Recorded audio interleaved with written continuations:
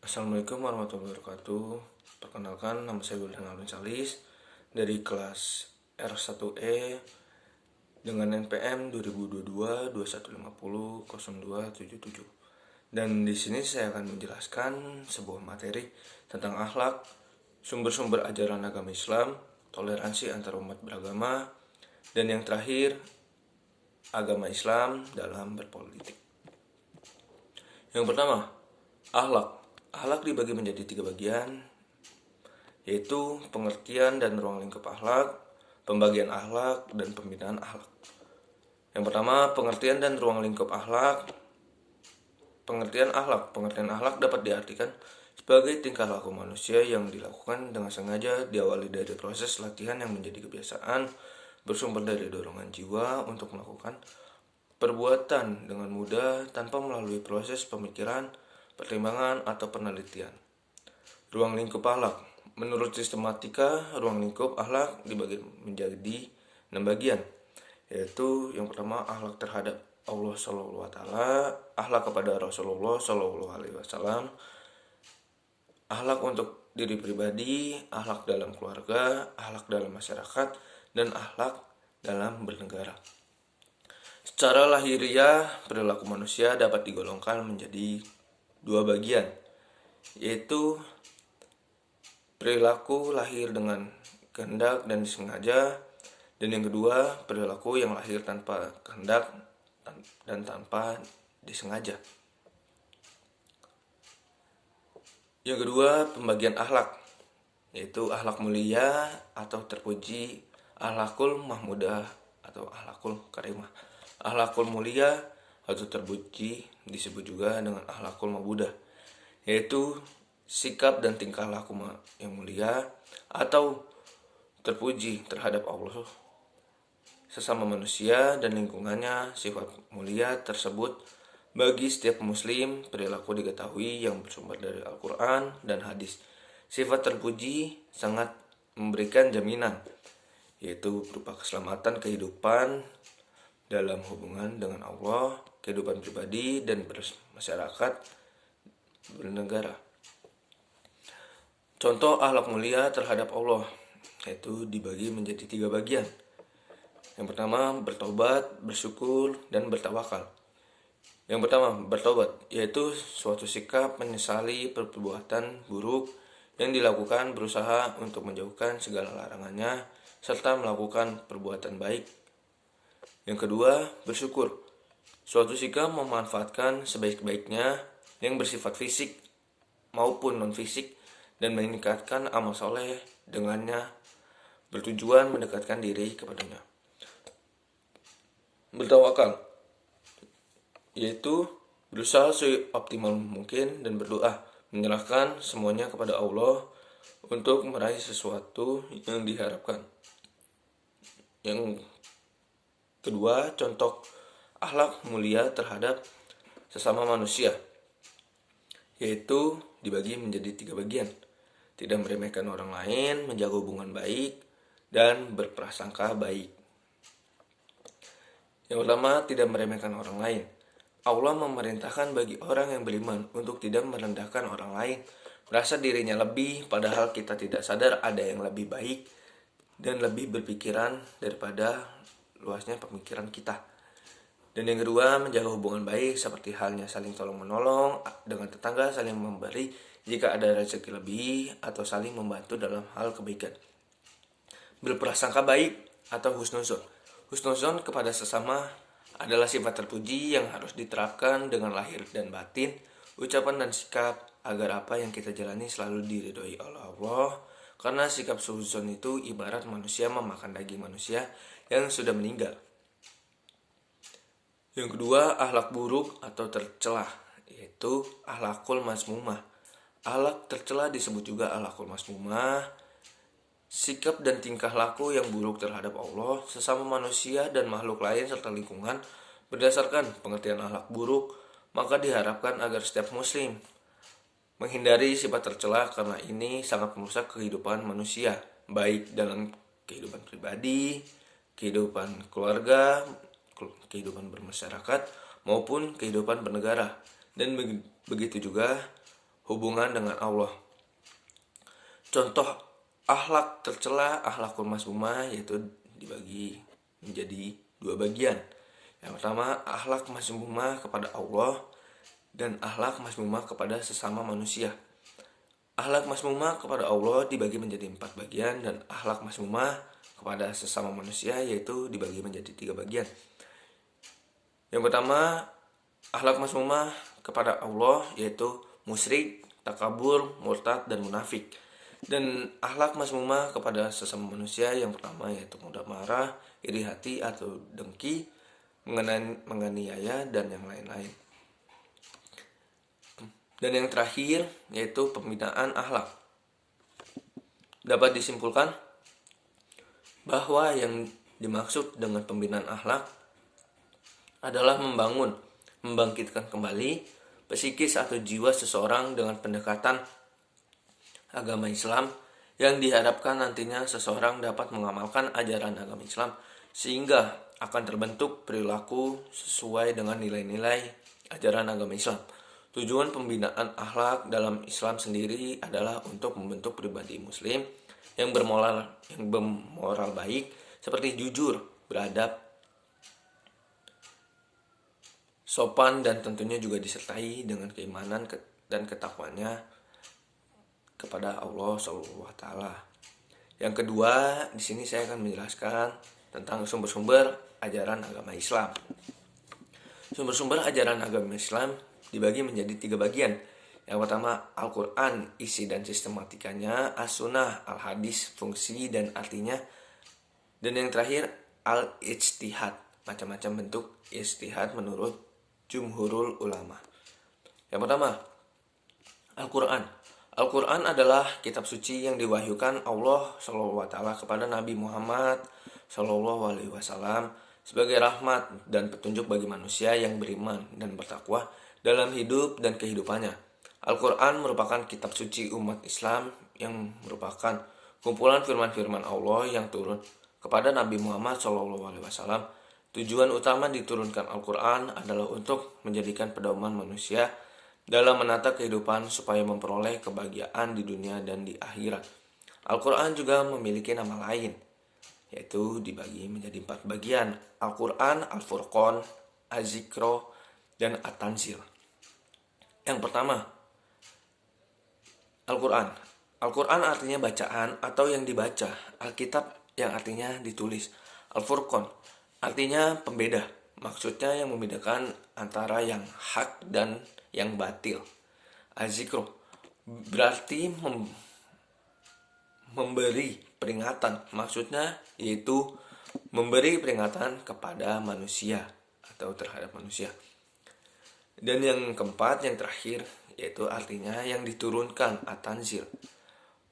Maksudnya Al-Quran diturunkan oleh Allah SWT kepada Nabi Muhammad SAW melalui perantara malaikat Jibril untuk disampaikan kepada seluruh umat manusia.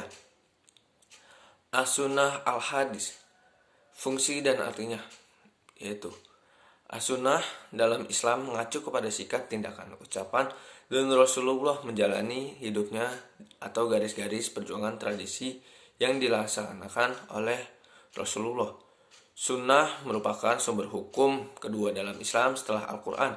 Narasi atau informasi yang disampaikan oleh para sahabat tentang sikap, tindakan, ucapan, dan cara Rasulullah disebut sebagai hadis. Sunnah yang diperintahkan oleh Allah yaitu disebut sunnatullah atau hukum alam. Secara istilah, sunnah adalah jalan yang ditempuh oleh Rasulullah dan para sahabatnya baik ilmu, keyakinan, ucapan, perbuatan, maupun penetapan. Al-Hadis. Hadis menurut istilah syara ialah hal-hal yang datang dari Rasulullah SAW, baik itu ucapan, perbuatan, atau pengakuan, takrir. Berikut ini adalah menjelaskan mengenai ucapan-ucapan, perbuatan, dan perkataan. Kata hadis juga berarti al-khabar, yaitu berita, yaitu sesuatu yang dipercakapkan dan dipindahkan dari seseorang kepada orang lain. Fungsi hadis.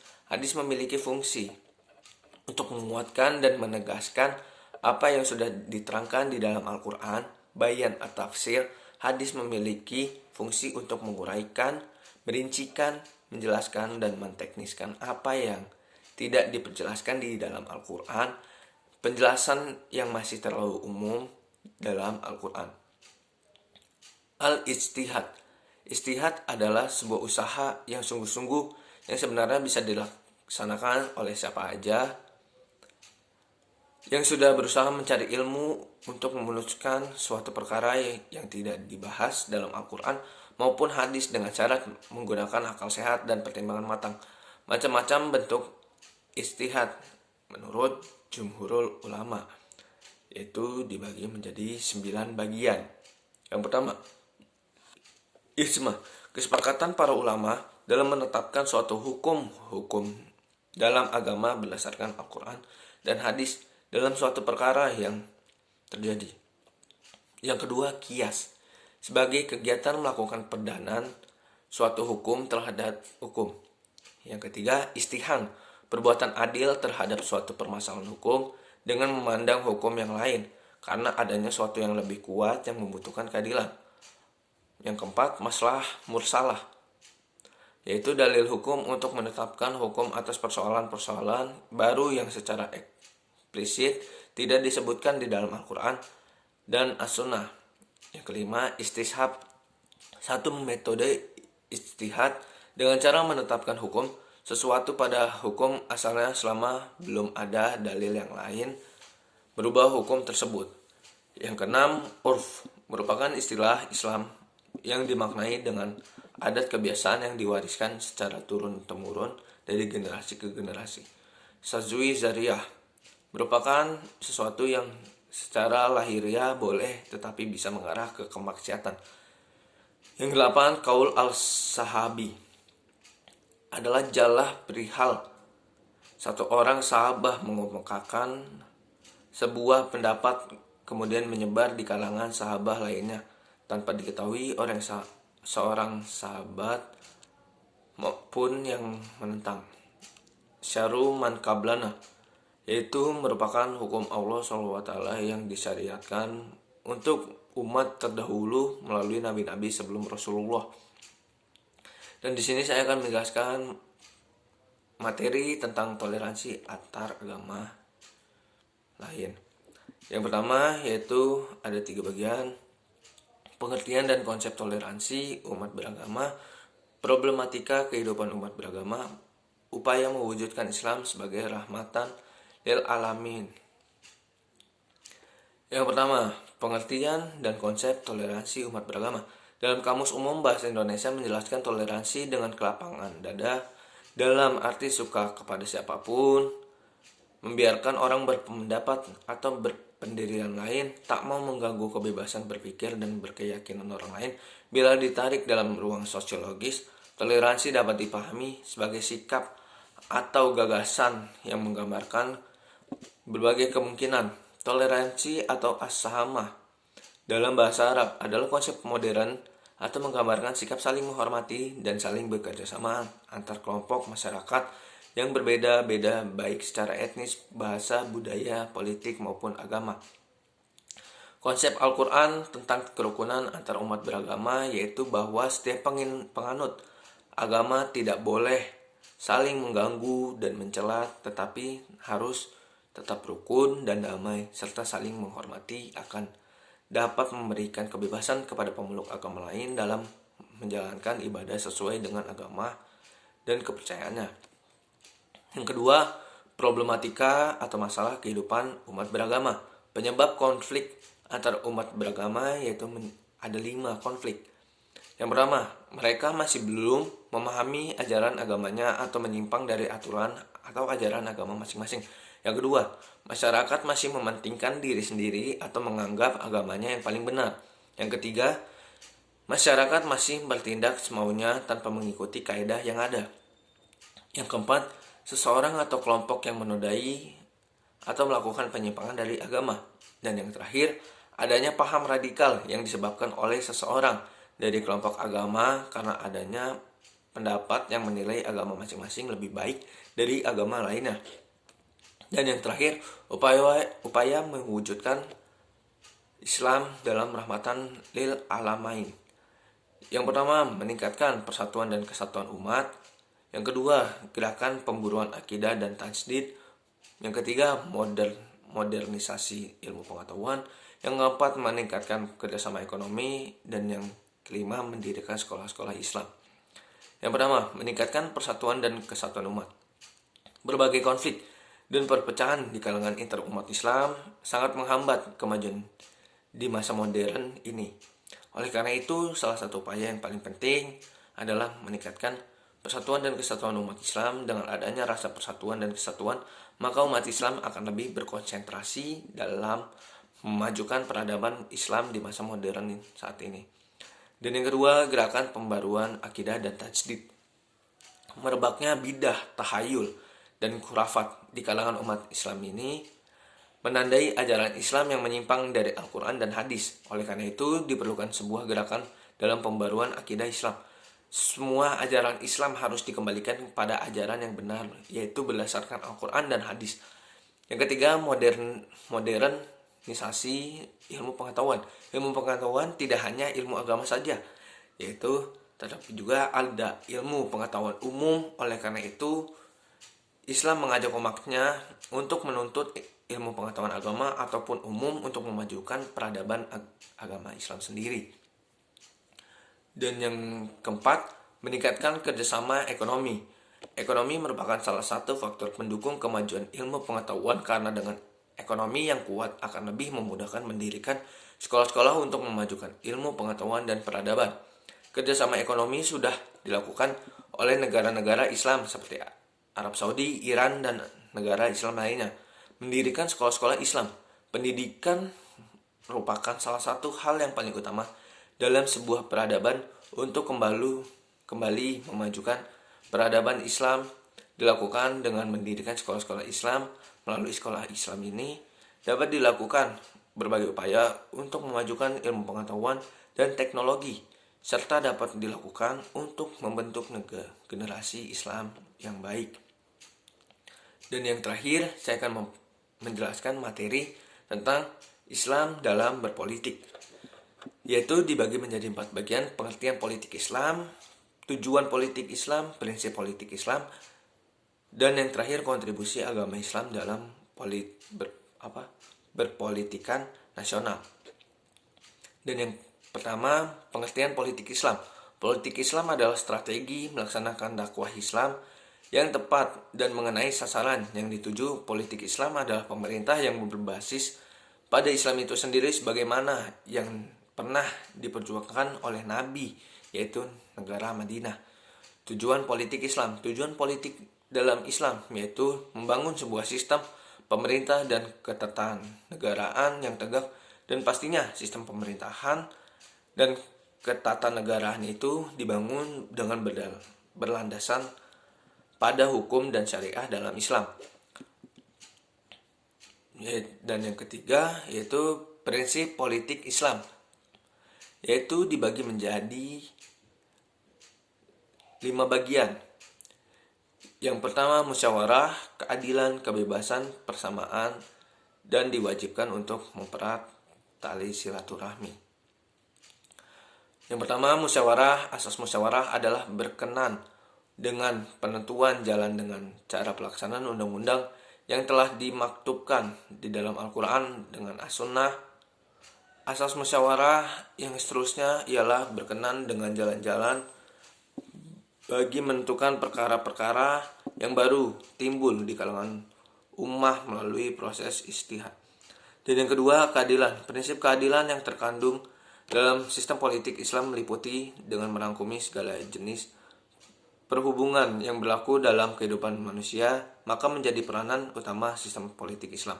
Untuk memelihara asas tersebut, pemeliharaan terhadap keadilan merupakan prinsip nilai-nilai sosial yang utama, karena dengannya dapat dikukuhkan kehidupan manusia dalam segala aspeknya.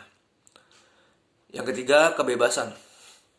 Kebebasan yang dipelihara oleh sistem politik Islam ialah kebebasan yang makruh, yang kebajikannya sesuai dengan Al-Quran dan hadis, menegakkan prinsip kebebasan yang sebenarnya adalah tujuan terpenting bagi sistem politik dan pemerintahan Islam, serta menjadi asas-asas utama bagi undang-undang perlembagaan negara Islam. Persamaan di sini terdiri daripada persamaan dalam mendapatkan dan menuntut hak, persamaan dalam memikul tanggung jawab menurut peringkat-peringkat yang ditetapkan oleh undang-undang perlembagaan, dan persamaan berada di bawah kuasa undang-undang. Dan yang terakhir, diwajibkan untuk mempererat tali silaturahmi di kalangan kaum muslimin di dunia, dan untuk mencegah semuanya kecenderungan sesat yang didasarkan sesat yang didasarkan pada perbedaan ras, bahasa, wilayah, ataupun semua pertimbangan materialistis lainnya, serta untuk melestarikan dan memperkuat kesatuan milah al-Islamiyah. Dan yang terakhir yaitu kontribusi agama Islam dalam perpolitikan nasional. Kontribusi umat Islam dalam perpolitikan nasional tidak bisa dipandang sebelah mata.